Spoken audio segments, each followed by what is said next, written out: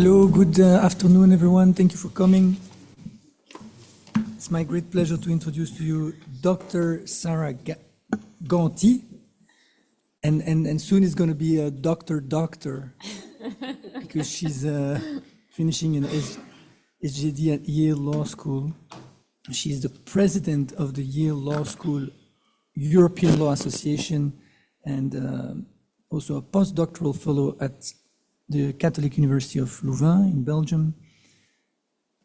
And so her field is, her research mainly focuses on immigration law, social justice, anti-discrimination law, and citizenship law. She's published widely in very good top law journals, including recently a paper in the Columbia Journal of European Law on lawless law, a must-read for everyone who is interested in the migration crisis in the European Union.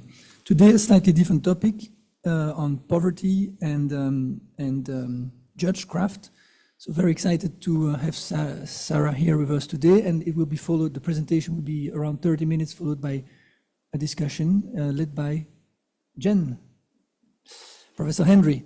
And this is based on a paper forthcoming or already published, I'm not sure, forthcoming in the German Law Journal, which is also why we asked Professor Henry to join us, because she's the editor of the journal, or one of the editors. So yes, without further ado, Sarah, the floor is yours. Thank you so much, Anatole. Can you hear me well? Yeah, excellent. It's a pleasure to be here. Thank you for being here with us Tuesday afternoon. I cannot make the joke of Monday or Friday, so yeah, I guess it's the middle of the week. I hope you are all doing well. Thank you, Anatole, for the invitation, and thank you, Jen, for being the discussant. So yeah, it's the paper I would like to present today is a kind of unusual in my scholarship, which is more about migration, migrants integration, and I wrote a little bit about socioeconomic discrimination, and I was invited to two conferences, one in honor of Susanna Bayer, who is a former constitutional court judge in Germany. And it was a conference where a few apex court judges were invited, and they really wanted to have a conversation between scholars and judges about the kind of big challenges that judges are facing today. And they invited more senior scholars and more junior scholars, and in kind of a in-between scholars, I would say, like me, neither junior nor senior, and to have a conversation about it. And they asked me to speak about the question of Judgecraft and inequality and poverty. And exactly at the same time, I got a second invitation from a Canadian association organizing a conference in Strasbourg with more than 200 Canadian judges, including from the Canadian Supreme Court, asking me to speak about Judgecraft and poverty and inequality. And I thought, wow, this is absolutely great. So there is interest, at least from judges, for the subject. So let's maybe dig a little bit into it and speak about and propose something to say. And I decided to speak about and to focus on the question of narratives, because poverty is a reality globally. Of course, it's experienced differently, whether you are in Gambia or in Belgium, but it's a reality globally. And poverty has been narrated and depicted in art, including literature. We have Henri Pourrat, who warns us, to those who do not give alms to the poor, they shall be turned into beasts. We also have, of course, well-known Victor Hugo, who writes, « Oh, songez parfois que de faim dévoré, peut-être un indigent dans les carrefours sombres, s'arrête et voit danser vos lumineuses ombres aux vitres du salon doré », which means literally, how do you sometimes think that devoured by hunger, perhaps a beggar in the dark crossroad stops and sees you bright shadows dancing on the windows of your gilded salon? So we also see, and this is actually my slide here. Oh yeah, this is here. We have Victor Hugo who is there, and we also see that poverty has been widely depicted in painting, and we have here the beggar of Ribera, which is holding a small note saying, "Give me alms for the love of God." It was painting in 1642. So poverty has always been part of social realities and imaginaries. And for as long myths about poverty have fueled popular political and legal narratives. People in poverty are depicted as lazy, criminal, negligent, unreasonable, politically incapable. And most of the time, minorities and vulnerable groups are mainly targeted. And we have the example of the well-known welfare queen, which was a very important kind of image during the President Reagan campaigns in the 70s, which was who was depicting mainly African-American women on benefits, saying that they were abusing the system and misusing the system. So law is not immune from to these myths. And we see a lot of courts and judges adopting and embracing this myth about people in poverty and poverty in general. And we have this very recent example with the so-called Dian case against Denmark before the European Court of Human Rights. It was about this 61-year-old beggar from Romania who was begging in Denmark for years and years, and begging in Denmark is prohibited. And he was sentenced to 20 days of imprisonment. And the case ended up before the European Court of Human Rights, where basically Mr. Dian was arguing that sentencing him for 20 days of imprisonment, of jail, basically violated his private and family life, Article 8 of the European Convention of Human Rights, and his freedom of expression. It has been argued, and especially in the US, that it's also like begging is also like part of free speech. And the court here, and I think this is kind of interesting, said that basically the sentence and criminalizing beggar in Denmark as it was did not threaten Mr. Dian's dignity. And the court even found that there was no interference in his right to freedom of expression or private and family life, meaning that the case was deemed inadmissible. So the court even didn't examine whether there was a violation, because it said there is no interference here. I will return to this case later. And what is really striking is that 1 week later, so this case was basically ruled in last May. 1 week later, or 2 weeks later, on the other side of the Atlantic, we have the Supreme Court in the case Grand Pass, which was also seized by some homeless people who had been criminalized, fined, and then put into jail because they camped on a public space. And the question which was brought before the US Supreme Court was whether this violated the 8th Amendment, which prohibits cruel and unusual punishment. And the Supreme Court found, not surprisingly, that such sentence does not inflict terror and pain or disgrace, and it's a common method to punish people who do wrong things. I have to specify that in this case, what is really interesting is that we are in a context of the US where 500,000 people are homeless. And in the case of the city of Grand Pass, we see here that there was not enough shelter to basically host homeless people. And the court, regardless of that, still found that there was no cruel punishment. And Justice Sotomayor was, of course, very critical of this judgment and said that it leaves the most vulnerable in our society forced with an impossible choice: stay awake or be arrested.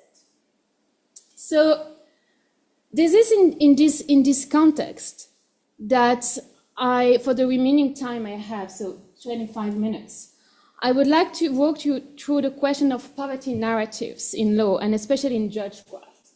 And I will argue, and I hope convince you, that myths about poverty abound in law, and especially in case law. And we need, and there is a need for new narratives to be developed by judges. Judges are the main narrator, the meta-narrators of poverty, and this is a necessary step, but not sufficient in order to fight against inequalities and poverty. But before walking you through these narratives, these myths and narratives, I would like to present you some myths and to propose new narratives. I need to set the stage. I need to set the scene and to tell you a little bit about the plot of the story. So to tell you about inequalities and cultural processes. I also need to tell you about the actors, the judges, as meta-narrators, and basically how this is linked to the question of narratives. And then I need to tell you about the language that we can use to propose new narratives, the language of equality that I propose here. So the plot of the story. So what is at stake here? What is at stake when we are speaking about inequalities? So when we are speaking about inequalities, most of the time sociologists like define inequalities of I would say three types of equalities. So the material inequalities, the material dimension of inequalities, which is kind of obvious, which is based on the control of material resources. The second time is the symbolic dimension, which basically refers to non-material resources, refers to cultural and symbolic capital. The main example is education. And the third one are place-based dimensions of equality linked to network, neighborhood, community, the city where you live, even the country where you live. But, and there is a very important but, which I would like to insist on, beyond these inequalities, which are kind of obvious, inequalities are also reproduced in a much more subtle way, which is captured by Michelle Lamont, who is a sociologist at Harvard University, and her two colleagues, Stéphane Beljean and Matthew Clare, calling them cultural processes.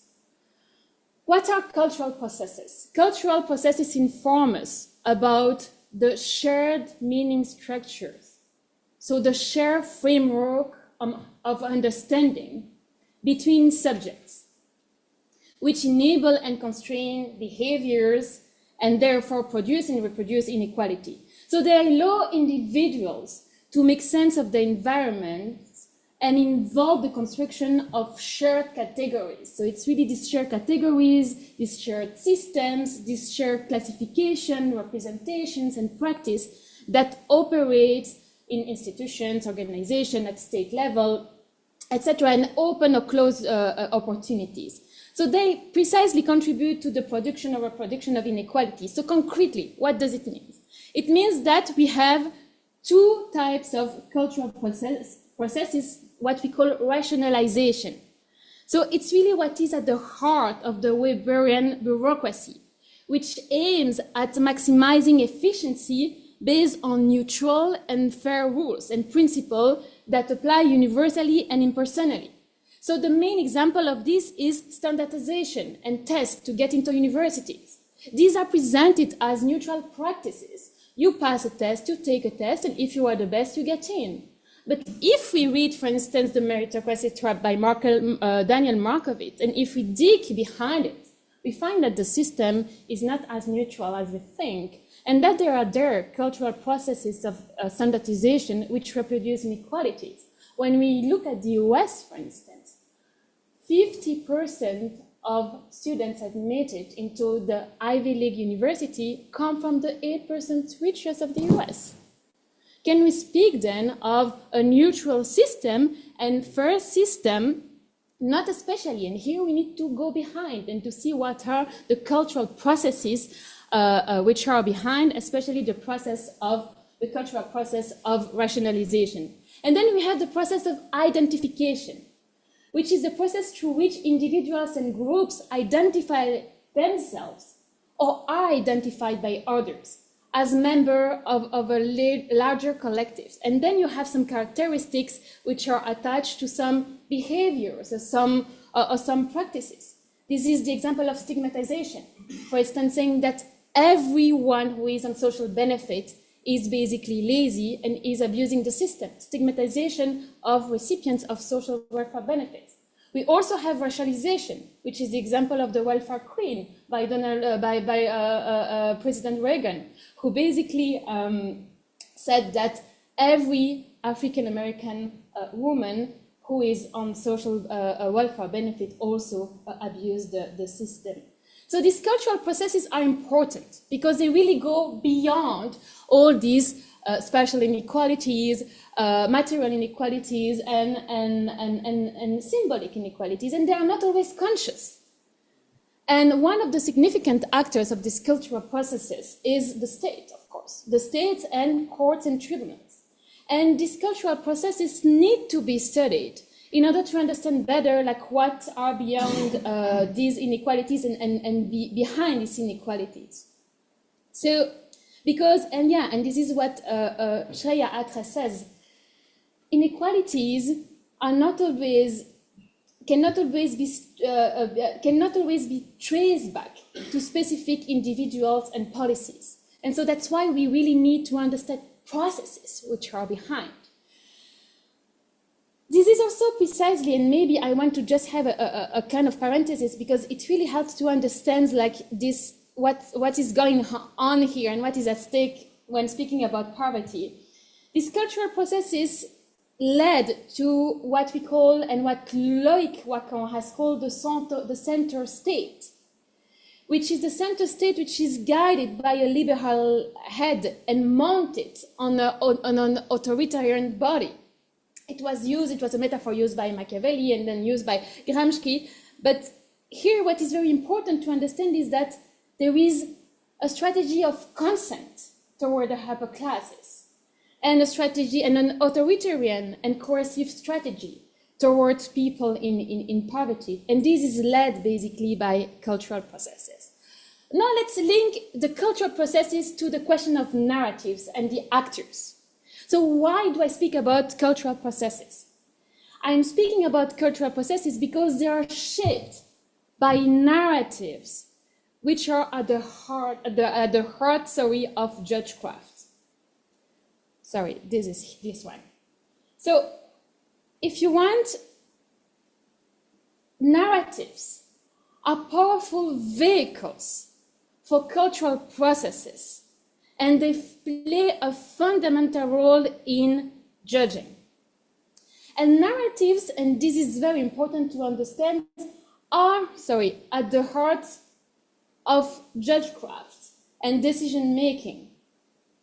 Narratives help us making sense of the world. This is what Professor Khan from Yale wrote. Without this narrative, we would not just be lost. We would have no word to be lost in. We need narratives to basically make sense of our world and have a word. This is also what Robert Nomos wrote in 1982, a bit before. Once understood in the context of narratives that give meaning, law becomes not merely a system of rules to be observed, but a world in which we live. So these narratives, through which judges make sense of the world, categorize reality that may be biased and based on myth. So there is, if you want, the construction of and repetition and dissemination of myth that sustain socioeconomic inequalities. And these myths need to be these constructs and to be a fight against within the judiciary. And here I think skip the demosprudence framework because I don't have time, but I just ask you to read the paper if you're interested in this. Here what I argue with this demosprudence is just to have a conversation between judges and the parties, and to include in the conversation people in poverty in order to come back to narratives true to reality and to fight against myth. This is a very powerful tool that the scholar Ganty developed, and I really recommend you to read more about it. But I would like to know that I spoke about the actors. I gave you a kind of an idea of what cultural process and inequalities are. I would like maybe to say to tell you something about the language to use to develop new narratives and fight against myth. And the question is basically what language can we use when we are narrating the poor, and especially when we want to narrate the poor in a way which is true to reality and to combat this myth. So in law, we have a lot of different languages and a lot of concepts which are available. We have the language of rights, sanctions, responsibilities, duties, procedure, dignity, proportionality. And we also have different kind of laws: procedural law, administrative law, constitutional law, criminal law. And they don't all have the same power to convey narratives, and especially narratives about poverty. And Monica Bell rightly says, for instance, about the language of procedure, that the language of procedure leaves courts without a vocabulary that would demand the eradication of the substantial link between poverty and legal social control. So in the paper, I argue for the language of equality as the main powerful language to develop new narratives about poverty. Because equality and anti-discrimination law especially have already proved themselves being very efficient to basically a fight against myths and develop new narratives about poverty. And I will give you examples in 1 minute regarding this language of equality. So there are a lot of instruments and tools in anti-discrimination law, including the most obvious one, prohibition of socioeconomic discrimination. So, of course, the language of equality can be sometimes part of the problem. We have seen in the very famous case, US case, Brown versus Board of Education, about the segregation in school, that the language of equality was used there, basically. That we have the doctrine separate but equals, right? So we see that here the language of equality was basically used to justify inequality. So you have different way of developing this language of equality. So in the paper, I explained that this is part of the problem, but this is also part of the solution, what I will show you in 1 moment, coming finally for the 10 last minutes to the different myths and narratives. So the first myth I want to speak about is the myth about what poverty is and the definition of poverty. There is this common understanding that poverty is basically about the lack of basic material goods. The issue with this definition of poverty as the lack of basic material good is that it totally ignores the relationship between poverty and inequality and doesn't capture the very complex dimension of poverty.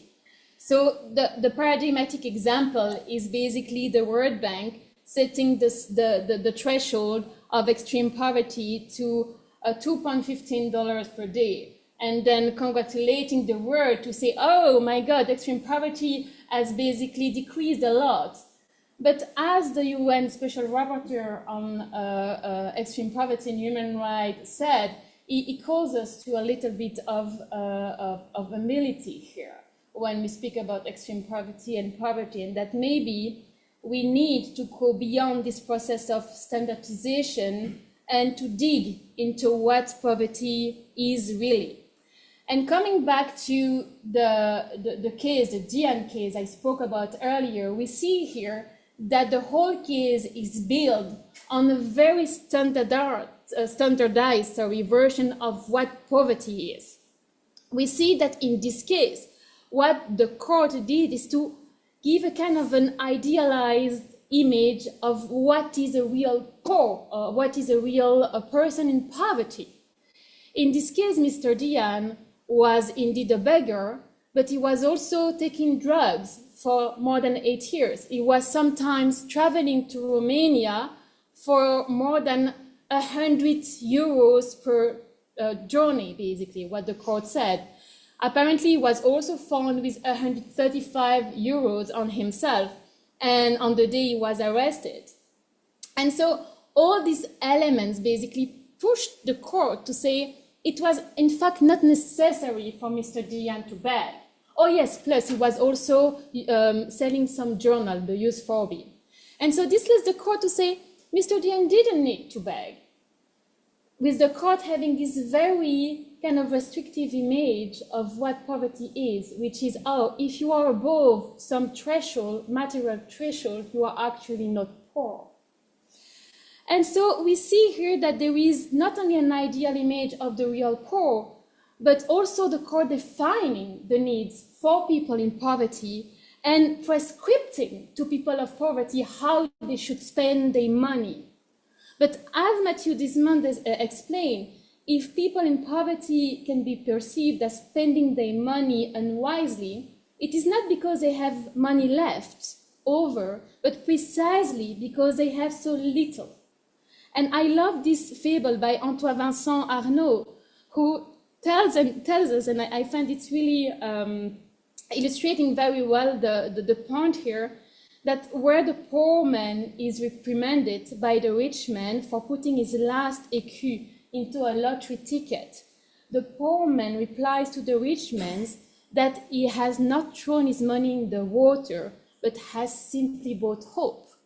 And this is really about that here. But then you can ask me, what is poverty then?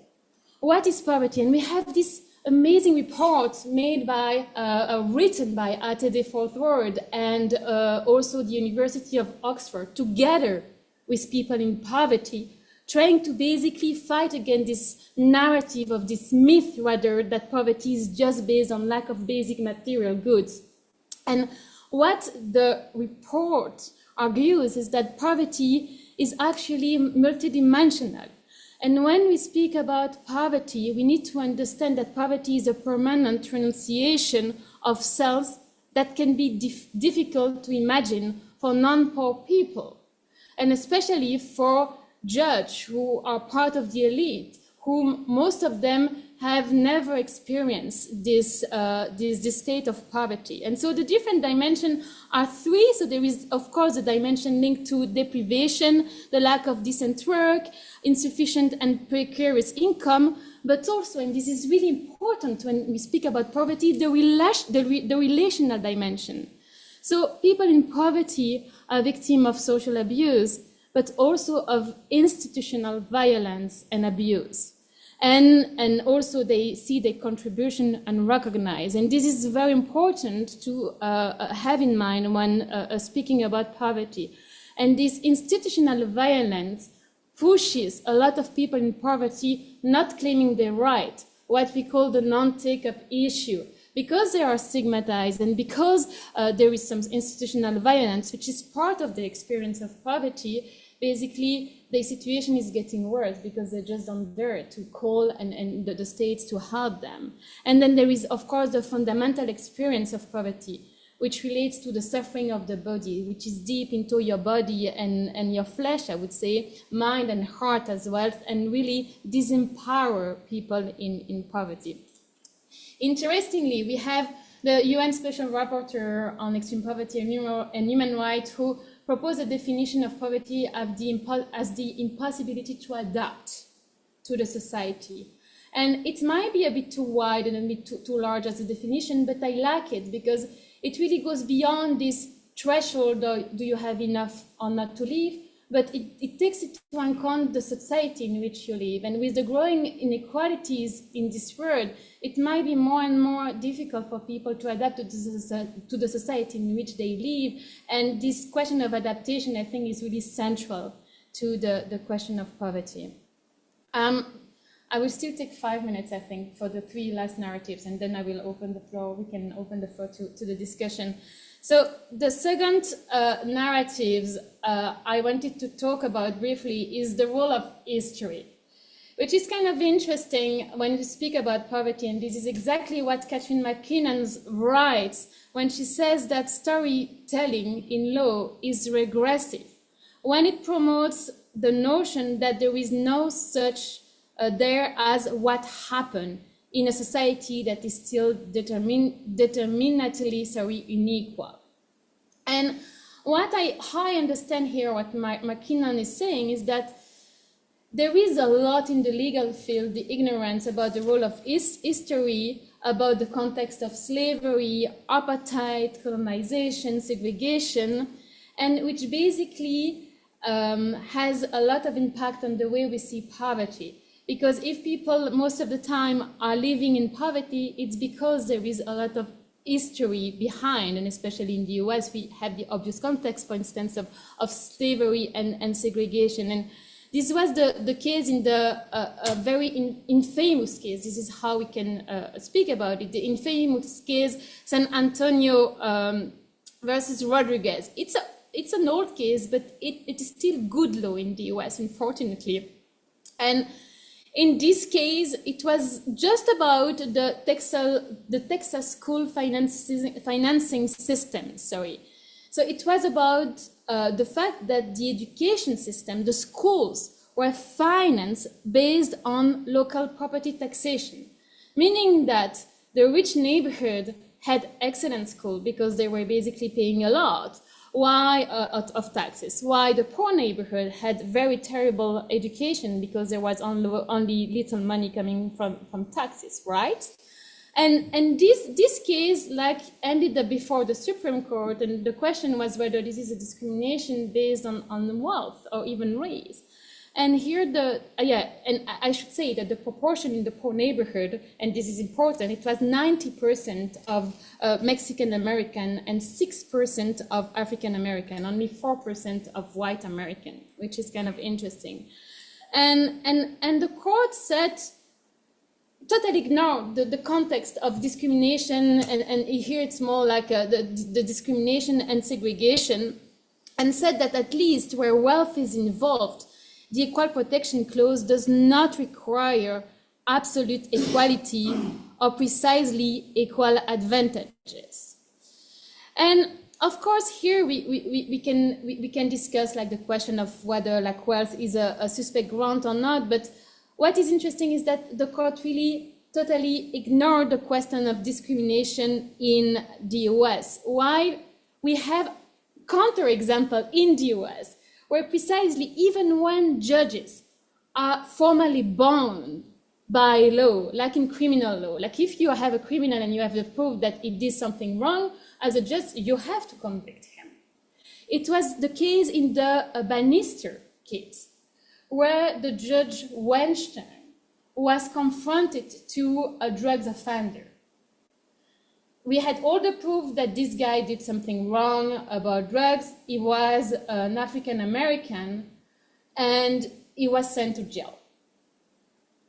The judge had to do it because there was a proof that he did something wrong. But, and this is really important, what the judge Weinstein did here in this case is that he wrote a very long 64 pages opinion explaining all the context of slavery and segregation in the US. And it's very important because he wrote here why the defendants are before the court because of choices they themselves made. The limited options that they had were basically linked to history. And they kind of recognized that they had limited options because of the history of the US. Why is this example significant? I heard about it through one of the members of my JSD committee, Monica Bell, who is a sociologist, criminologist, working a lot on poverty in the US. And she heard about this judgment through the guy who was the defendant here, who was in prison. And the guy explained to her how important this opinion was, and basically the symbolic impact of this narrative basically had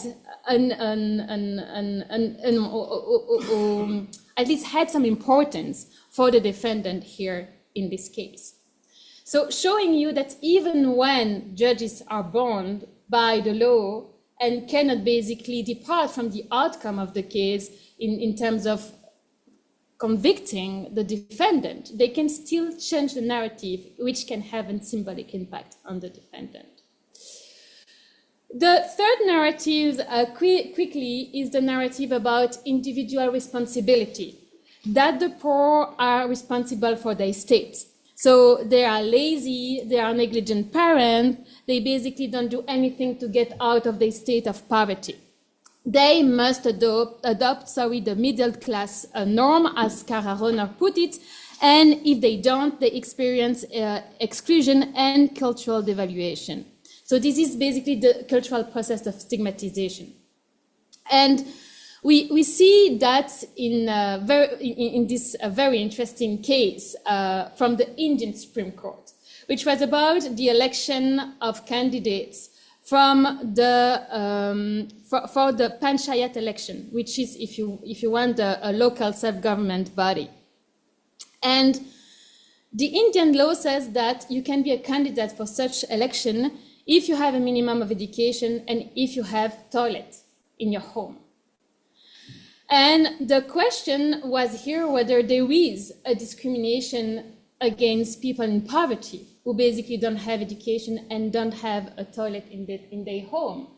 And here what the court expressly said is that there is no discrimination because not having a toilet in your home is basically based on your willingness. So it means that it's not, this is something that you decide for yourself, you are responsible. And so, of course, it excludes a huge class of people to be elected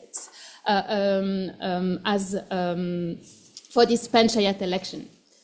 Which is kind of interesting because we see here that this myth, in a sense, ignores the structural factors and the exploitation people in poverty are victims of, and also the generational factors here, because like we see that poverty is reproduced through generation and generation.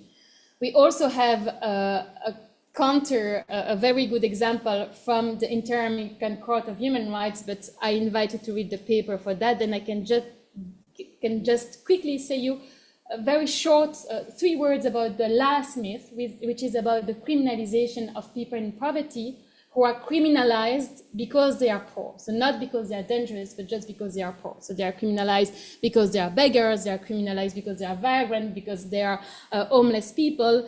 And these has really disastrous consequence on people in poverty, because in Germany, for instance, if you are caught in the metro and you don't pay your metro ticket, you can be imposed a fine. But if you don't pay the fine, you end up in prison. And we see that the vast majority of people in prison are actually people who could not pay the fine. And so we see that in this context, it's not because you are dangerous, but just because you are poor, basically, and you are not able to pay your metro ticket first, and then the fine. And so in this last myth, what I propose is basically to switch from the myth of criminalization of poverty to the narratives of participation. What the African Court of Human Rights on human rights and people rights has done very powerfully, but also the European Committee of Social Rights, these 2 courts really emphasize the importance for people in poverty to be able to participate in the society. And when basically you have the criminalization of poverty at stake, what this criminalization does is basically preventing people in poverty to get access to their rights, basic rights in general. So I give a lot of examples of some very good rulings. They're all on the slides, and I invite you to read my paper. But now I think I can just jump to the conclusion and maybe conclude with this concluding sentence of Roland Barthes, which is absolutely magnificent, I think, who says, "The oppressed makes the world It has only an active, transitive political language. The oppressor conserves it. Its language is plenary, intransitive, gestural, theatrical. It is myth. The language of the former aims at transforming, and of the later, at eternalizing. And it is precisely this transformative, myth-busting language that I would like to invite the narrators and meta-narrators, especially judges, to embrace for greater equality and dignity for people in poverty. Thank you very much. Sorry, I was taking my turn. That's a lot to cover. Yeah. Would you like me just to crack on? Lovely. So, first of all, this is my very first time doing this here, so thanks very much, Anatole, for the invitation, and thank you, Sarah. I very much enjoyed reading the paper, and I'm delighted to see that it will be published in the German Law Journal.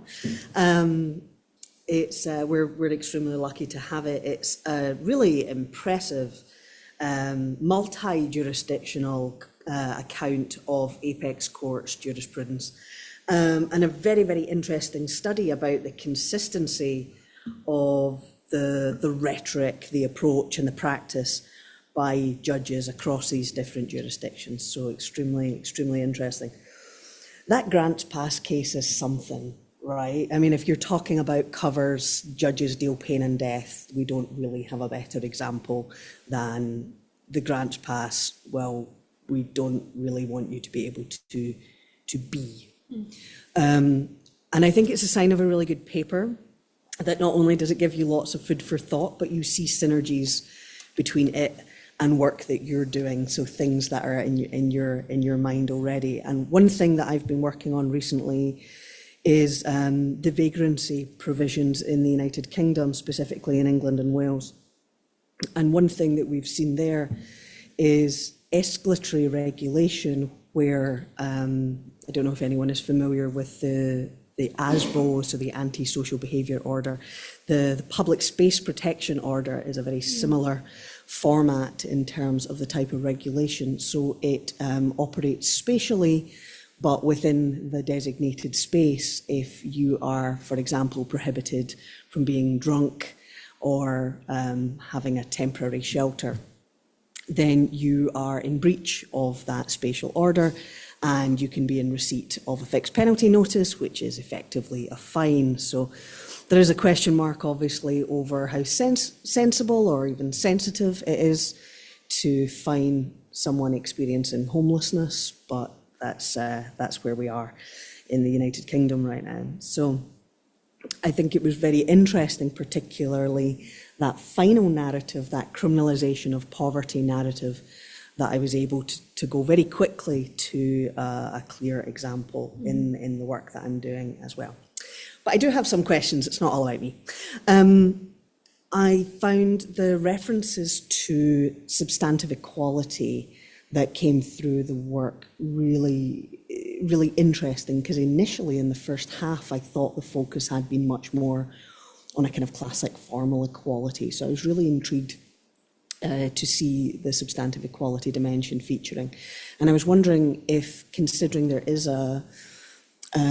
quite a solid discussion about material and non-material resources, whether the work of Martha Feynman and her vulnerability theory had kind of crossed your path at all, because the emphasis Feynman has on those structural aspects and on things like resilience being drawn from access to resources, I think is an interesting one, just in terms of the broader contextualizing point.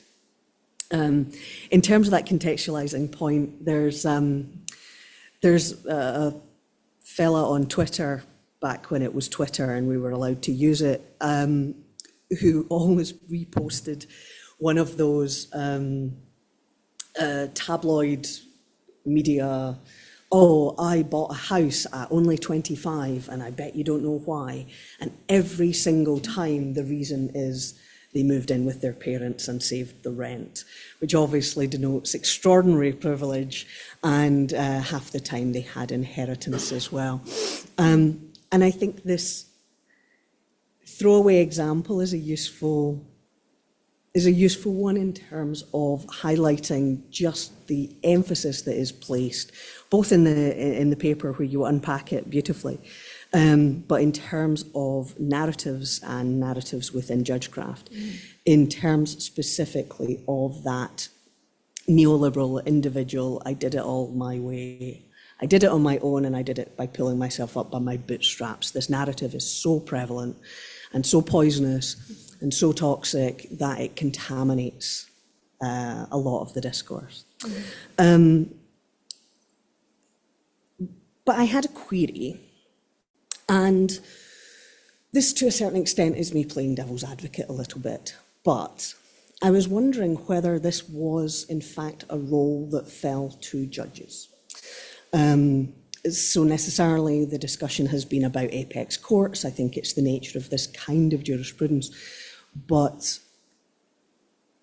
I suppose the question is whether it is the role and the responsibility of judges to be that figurehead in what I would probably point to as a prefigurative sense. So in terms of that prefigurative discussion, much of that, of course, is a sort of post-structuralist sensibility. And here I kind of draw on the work of Graeber, of Davina Cooper, Margaret Davies. Has recent work been done by Bronwyn Morgan, if I remember correctly. And I guess I'm intrigued to see whether or not you feel that there's a kind of prefigurative political role that could be played here in that bottom-up sense, you know, in that slightly cliched, be the change you want to see sense of the term. So I can explain that further if we have some time. But just finally, by way of conclusion, I thought one thing that was really interesting in the paper was the mention of the alternative judgments projects.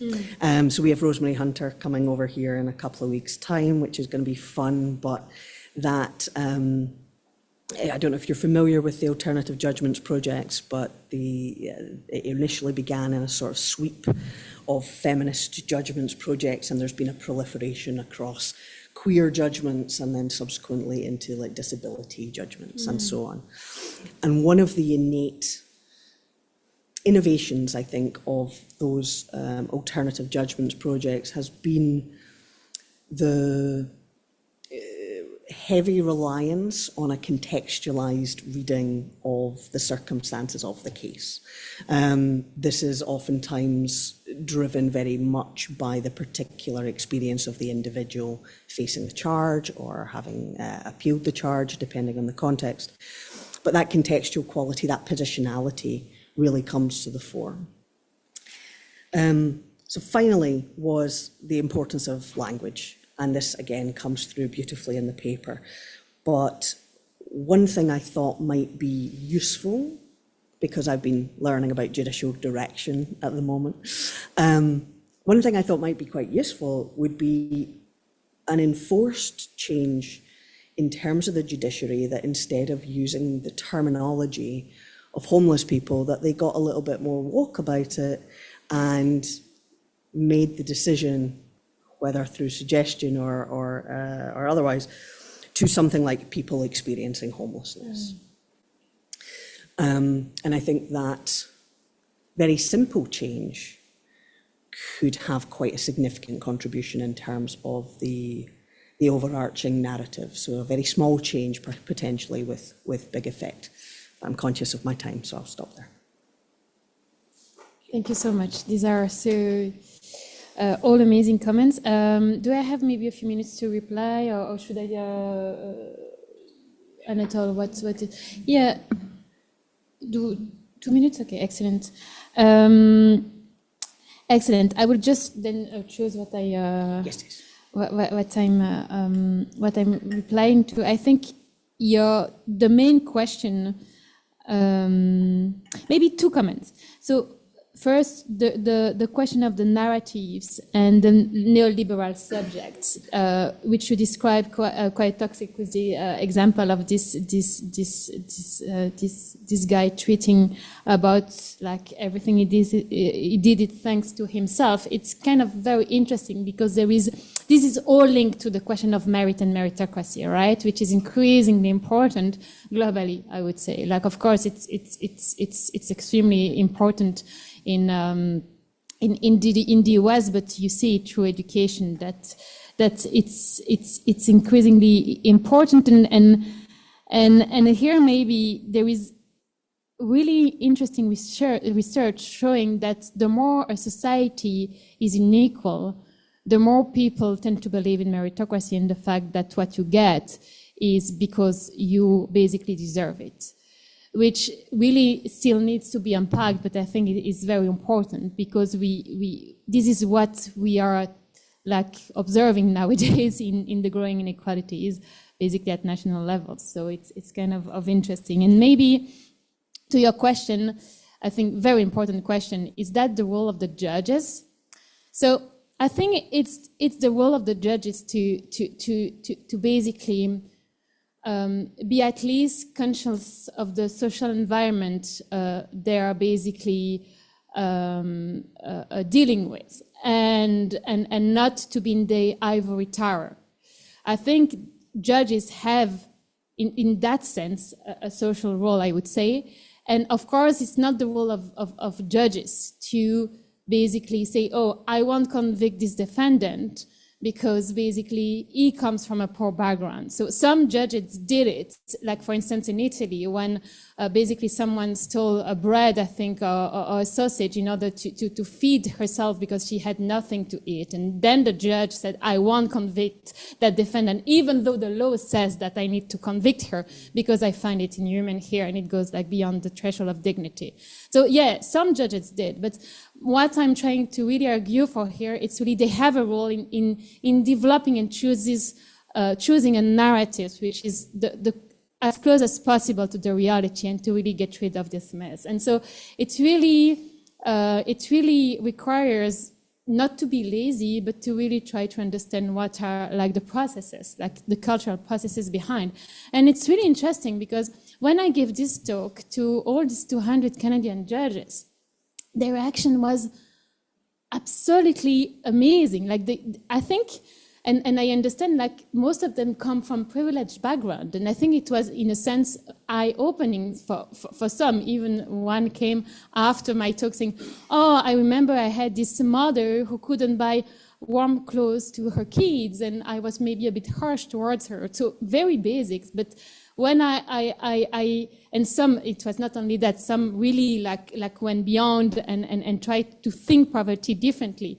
But what I saw with this is that it basically triggered something that was just like, oh, I actually don't know and I'm not aware of this reality. And what I was suggested by some colleagues at Yale Law School, and I find it a really good suggestion, and it might be the next step of this paper, is to write some kind, you have, I think it's in India and in Brazil, some kind of memos for judges how to judge the question of racial and ethnic discrimination. How to just like to be at least aware of the racial and ethnic background of a case. And maybe we actually need to do the same when it comes to poverty, just to open the eyes of some judges. Of course, a lot of judges won't be open to that, but I'm sure a lot will. And that's the whole thing. So, but all your comments were really, really excellent. Thank you. Thank you. Yes, so thanks so much. It was a super interesting talk. And as Jen said, it's all very idea stimulating. And I've worked on similar stuff from a slightly different perspective. I'm here. I think we've even been in touch briefly in the past. But so maybe three core questions. So the first, I've spent a lot of time thinking about the African case, that the vagrancy decision that you showed, and the contrast with the European system. And another, I guess, inspired by your talk, I feel like one piece of it also, maybe relating to the second historical part of your story, is that when you read that decision, there's parts of it, but also there's a broader sense that when the African court is doing the exact opposite of the European Court of Human Rights and striking down vagrancy laws and all of those broad bases, they reference the colonial history of those laws. They reference their prior, discriminatory impacts on the entire population. And so you get a sense that judges really identify with the victims in a much closer way than you typically get in other court contexts. So my first question, my first, I guess, just question was going to be, what do you think about that kind of sense of, to what extent are the members of the court really identifying with this group or not? And then actually, based on what you just said, I realized that potentially poses a difference, and that when you first put it up, between equality and non-discrimination, because if we're talking about poverty in general, it's something that could potentially encompass the entirety of the community, right? You can have judges who maybe would just generally identify, I was that category of individual, whereas if you're working in a relationship to discrimination against a particular community that require, most judges probably won't be a part of that particular community. So those are, how that tension plays out or something like that. And then maybe, linked in a way to that, and maybe also to Jen's question about judges, I was thinking, you showed some great examples of really bad cases, some really good cases. And I was wondering if there are kind of intermediate cases in your experience, and this is coming sort of from a historian of the British Empire, for example, the kind of paternalistic, humanistic type of position I can imagine a lot of judges taking, and they won't be the worst decisions, right? They might have some positive, they might actually be positive in the circumstances, but they will still accomplish an othering of the population in question. So sort of there's a positive outcome, but it's not going that direction of sort of solidarity or universality. It's, we're helping out these people. And then third, just a side point, I don't know if you have the ear of I don't know if the definition you suggested was from the current special rapporteur, or if you have that ear, but I wanted to object to it, the impossible to adapt definition, both because it seems to me to continue to sort of blame the poor by saying it's sort of it's something to do with them, that they have a problem, and then even worse, that the adaptation language and the way that picks up on the kind of evolutionary concept, it seems quite problematic to me. But that's obviously a side point. So thanks a lot. Again, super full of ideas. Thank you so much.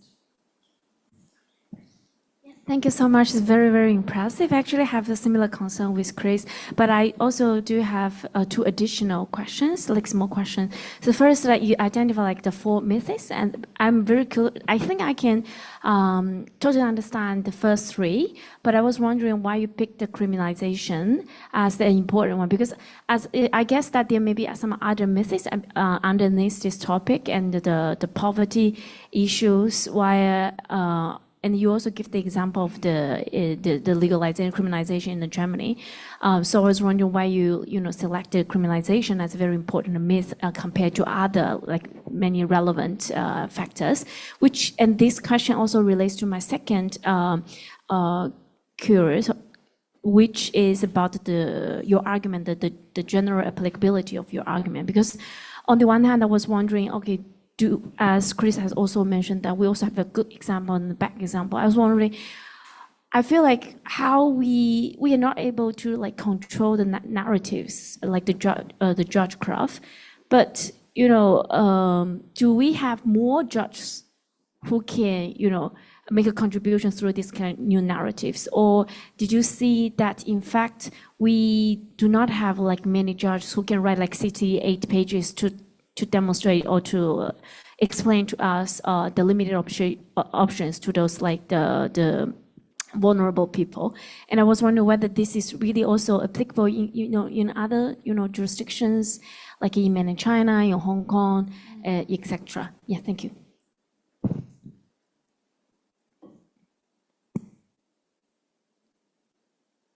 Thank you. Should I reply? Yeah. So I see it's 3, but I have 2 minutes to reply, right? Because these are all excellent questions. Thank you so much to both for. Yeah. Okay. Still 5 minutes. Okay. Excellent. Thank you both for excellent questions.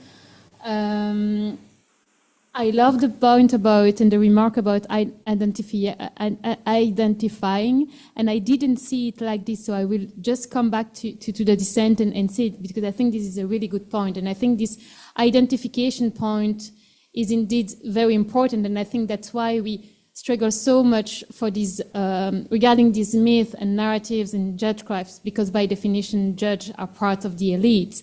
And so unless you are like what Françoise Héritier has called transfuge de classe, so some judges in very rare cases who basically experience poverty and the whole experience and complex experience of poverty most of the time, they would not have any idea why. Like you have judges who are women, or you have judges who are from an immigrant background, or even if less, but it's much rarer, I guess, when you look at all the statistics, to have judges coming from a socioeconomic and underprivileged background. So I guess this is a very important, and it's kind of interesting because here it's not coming from an underprivileged background, but a background of domination.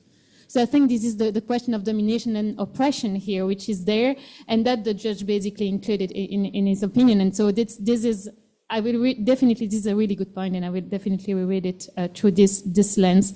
Now, on the question of intermediate cases, I actually speak about one intermediate case in my paper, which is the case Walova and Walla of the European Court of Human Rights, which is about basically neglecting, they are like depicted as parents who are neglecting the children, but just because they are poor and they cannot provide them with like basic food or shelter, etc. And in this case, basically, they lost the custody of the children just because they were poor. And the European Court of Human Rights judged that it was in violation of Article 8 of the European Convention of Human Rights, so private and family life. But it didn't tackle at all the stigmatization of being poor and so being bad parents. And I think you see here, which is kind of interesting, that some courts and judges, although there are some kind of shocking case, will never go like into this kind of narratives. And there is a very important case now pending before the European Court of Justice regarding Denmark and the so-called ghetto law, where basically you have some very poor neighborhoods which are like majoritarily populated by non-Westerns, Danes and non-Danes, and who are forced to leave their neighborhood for some gentrification kind of purposes. And what you see is that there is a very strong stigmatization dimension, like they are all criminal, they don't work, they are not integrated, etc. And my guess is that it's a kind of a shocking case, and the courts might find, at least the Advocate General already said that there is a direct discrimination on grounds of ethnic origin, but my guess is that the court might follow, but the Advocate General insisted on this stigmatization dimension, which is really interesting. Why? I'm not sure the court will again. So there are this intermediate kind of case where you feel that the court says, yeah, there is something wrong, but we don't dare to go beyond and actually put the finger on the cultural processes, because this is about that, right? And then about the definition to adapt, I take a point. It's not a big part, but what I like about the definition is that it really puts poverty in a context of growing socioeconomic inequalities, and it kind of make it, there is a kind of it kind of draws the relationship between like the kind of the multi-dimensional experience of poverty and the growing socioeconomic inequalities. But I think you are indeed right that speaking of the term adaptation is probably not the best for what you explained. So this is also a very good point. On the narratives on criminals, I think like if you read the paper, I speak about like the fact that people in poverty are depicted as criminals, but in general as wrongdoers. So whatever they do, especially when they are also on social benefits, they are doing something wrong all the time, whether they are not taking care of their children, whether they are in the street, or there is really this, and this is what Loïc Wacan called imprisonment of differentiation.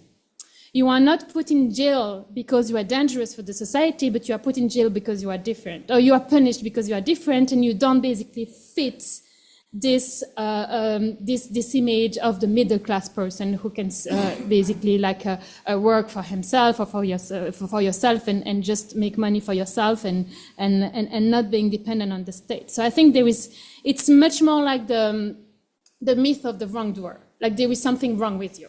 Right, so this is what what I don't know whether I answer your question. And for the very last one, because I think it's very important. Like your question was, if I understood well, about judges, and basically, I'm not sure I grasp it, but I will just answer what I think I can answer. We also need to take into account that judges evolve basically. It's also a dialogue, right? So I speak only about judges in my paper, but I have a few footnotes saying that, of course, it also depends on the lawyers in the case. And how the lawyers, that's why I like calling judges meta-narrators, because you also have narrators who are the lawyers or even the defendants in the case and who will tell themselves, right? So it's basically part of a process within the courts. And of course, every jurisdiction in every court is different, and some courts do not have dissenting opinion or just dissents, or some courts they just need to agree, and so they cannot say a lot in the judgment. But I give a very good example that even in the statement of facts, the way you describe the facts, the myth can be there. And there is a very good example of the Dano case before the European Court of Justice, where basically in the judgment you don't feel that there is any kind of myth of stigmatization of the applicant who was a Roma, a person from the Roma community who was asking for a welfare benefits. But in the statement of facts, like explaining the fact, you see the court depicting the applicant as not working, not speaking the German language. It was a case like against Germany, being dependent of the state. Why? There is the other side of the story that she was part of the Roma community. She was a single mother. She basically had been discriminated for a long time, and this part of the story is not told. And so it's really interesting that even the way you describe the applicant and the facts might be full of myth as well. Thank you.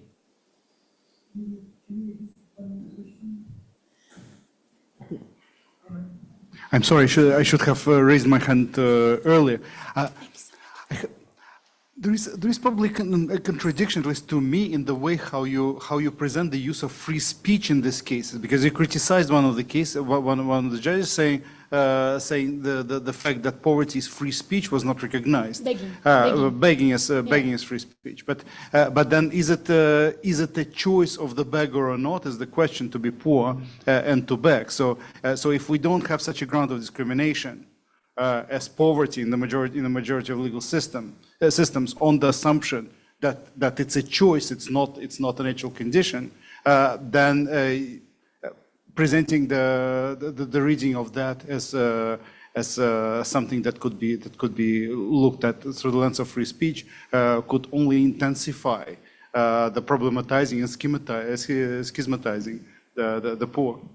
Thank you, Dimitri. This is an excellent question, and it's very good to make a distinction between, on the one hand, poverty, which is not a choice, indeed, and on the other hand, like the agency of the people in poverty, of basically the strategies that they put in place just to be able to live like on a day-to-day basis.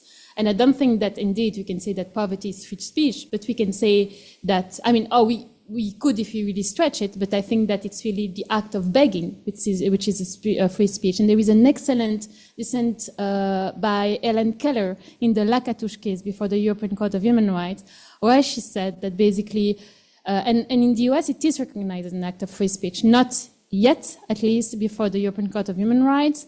And she said, no, like this is just the choice of the person to try to enter in relation in the streets with the people who are just passing by. And then this is the choice of the people who are just passing by to stop and have a conversation or have an interaction with the person or not. But I really like the framing of freedom of free speech, because it's among these rights which kind of recognize agencies to people in poverty, why most of the time they are victim of a lot of patriarchy and paternalist, a discourse towards how they should spend their time and their money. It was great. Thank you so much. Thank you.